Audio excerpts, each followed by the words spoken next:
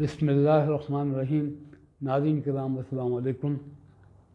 ہم machine foundation کے زیر اہتمام گھرانہ ٹی وی چینل سے حکیم شمیم احمد آپ کی خدمت میں تعارفی پروگرام پیش کرنے کی سعادت حاصل کر رہا ہے۔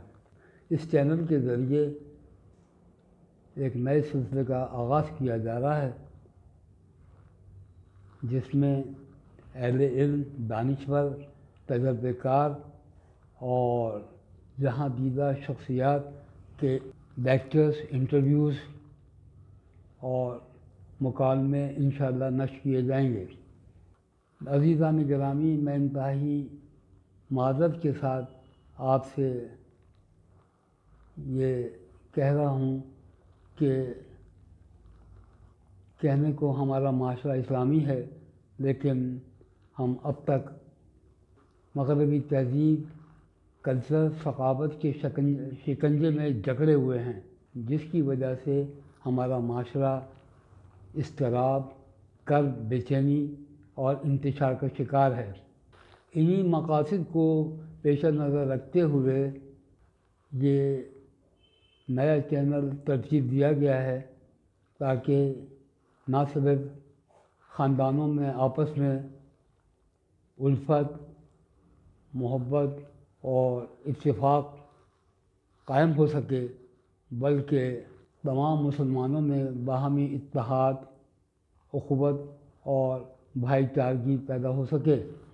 اس کے علاوہ معاشرے میں نفرتوں، قدورتوں اور ناچاکیوں کی وجہ سے جو دراریں پڑ گئی ہیں ان کا بھی سد باب کیا جا سکے تاکہ صحیح معنوں میں اسلامی معاشرہ تشکیل دیا جا سکے۔ نبی اکرم صلی اللہ علیہ وسلم نے مہاجر اور انصار مدینہ کے درمیان جو مواخات قائم کی تھی، انہوں نے ان رشتوں کو خوب نبھایا۔ ایثار، قربانی اور محبت اور اخوت میں کوئی کسر نہ چھوڑی۔ اس کی مثال تاریخ میں کہیں اور نہیں ملتی۔ یہاں پر میں صحابہ کرام کے دور کا بھی ذکر کرتا چلوں۔ آپس میں ان میں کتنی محبت تھی، اس کا اندازہ آپ اس طرح لگائیے کہ صحابی رسول حضرت سلمان رضی اللہ عنہ فارس سے تشریف لائے تھے اور حضرت صہیب رضی اللہ عنہ روم سے تشریف لائے تھے اور حضرت بلال رضی اللہ عنہ حبشہ سے آئے تھے، اور جب یہ مدینہ کی گلیوں میں سے گزرتے تو یوں لگتا ہے کہ یہ سب ایک ہی خاندان کے فرد ہیں۔ صحابہ کرام کا معاشرہ بھی کیا خوب معاشرہ تھا، وہ جنتی معاشرہ کہلاتا تھا، اور کیوں نہ ہو سبھی آقا دو جہاں حضرت محمد صلی اللہ علیہ وسلم کے صحبت اور تربیت یافتہ تھے۔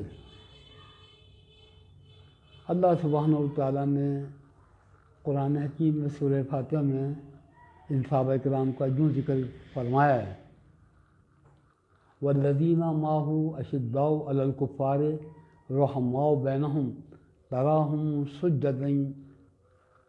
تراہم رکعا سجدا یبتغون فضلا من اللہ ورضوانا سیماہم فی وجوہہم من اثر السجود۔ جو لوگ آپ صلی اللہ علیہ وسلم کے ساتھ ہیں، کافروں کے مقابلے میں سخت ہیں اور آپس میں ایک دوسرے کے لیے رحم دل ہیں، تم انہیں دیکھو گے کہ وہ کبھی رکوع میں ہوتے ہیں، کبھی سجدے میں۔ غرض وہ اللہ کا فضل اور خوشنودی کی تلاش میں لگے ہوئے ہیں۔ ان کی علامتیں